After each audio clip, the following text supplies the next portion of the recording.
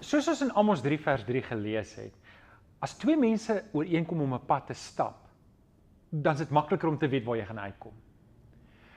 Maar eintlik is hier 'n derde party, en dis God. Hy wil vir ons 'n pad wys. Hy wil vir ons die regte pad wys. Hy het 'n plan met ons lewe. So, kom ons dink 'n bietjie oor God se plan met jou lewe, met my lewe en met die kerk se lewe. In my ondervinding met mense het ek agtergekom, mense is geneig om negatief te wees oor die kerk, maar ek en jy moenie negatief wees oor die kerk nie. Die kerk is Jesus se liggaam. En as jy 'n gelowige is, behoort jy aan die kerk en ek behoort aan die kerk. Ons is deel van Jesus se liggaam en dis deel van God se plan. Deel van God se plan is dat ek en jy aktief betrokke moet wees in die liggaam van Jesus. So, kom ons kyk 'n bietjie na wat die Here se plan is met jou, met my en met sy gemeente. Nou, ek dink nie ek kan dit beter voorstel as om te praat van 5 konsentriese sirkels nie. Daar's 5 basiese doelwitte wat die Here se plan vir my en vir jou opmaak. Onthou nou, ek en jy staan nie buite die liggaam van Jesus nie. Ons is deel daarvan. So God se plan is deel van die gemeente se plan vir ons. Die buiteste sirkel verteenwoordig die mense daar buite wat nog nie gelowig is nie. Hulle moet nog by Jesus uitkom.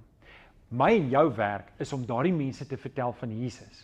Kom ons sou sê, jy kan in jou boek skryf, ons moet buitestanders intrek. Ons moet buitestanders intrek. Hoe doen ons dit? Deur evangelisasie. Ons moet hulle vertel van Jesus se genadewerk. Ons moet hulle vertel van die kruis van Jesus en ons moet vir hulle 'n geleentheid gee om daai volgende tree te neem.